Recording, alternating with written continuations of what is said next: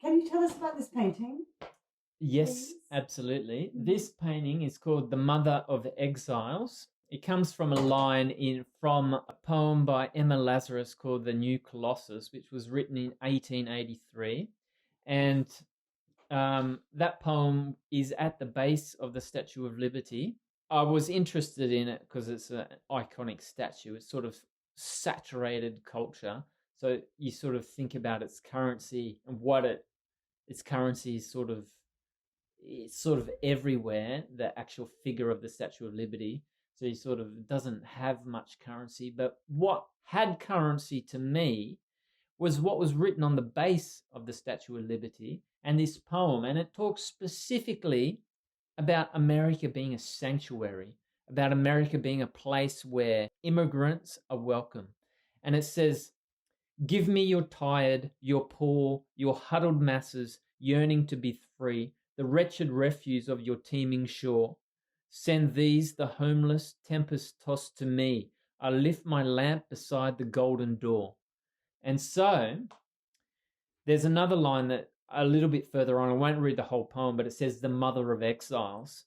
And I thought to myself, there's, like I said, art transverses time. And I'm here in France, and France has always been like this country of exiles. It's always been an accepting place. So I was drawn to this passage for America being the same because I was immediately struck that it wasn't, because of what was happening with Trump and the administration of Trump during that time. So I had to incorporate that into my work. It just really spoke to me powerfully in a way that I just had to do something about it.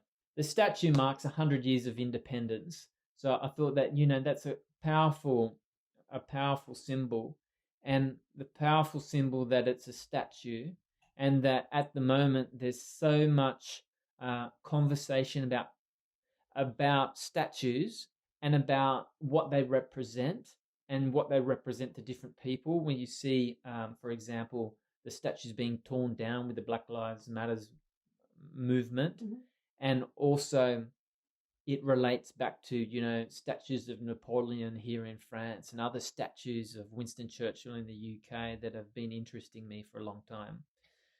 So I also, like I mentioned previously, that I was fascinated with islands because of my history of growing up on the water.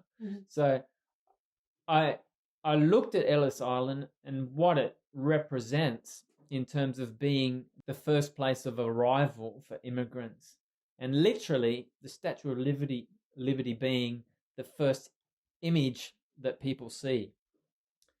And I did this specifically to counter this rising sense of fascism that I get, that's more profound than ever.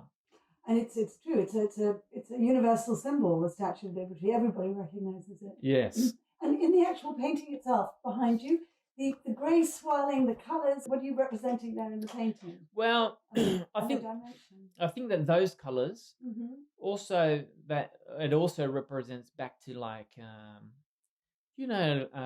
growing up in the countryside and having that threat of bushfires and the flames. Psychologically, there's something there about dissent, but also a bit of chaos, maybe a bit of danger.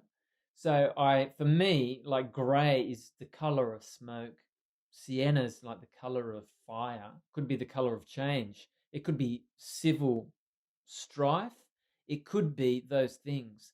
To me, I find colour is exciting. Colour can say a lot of things.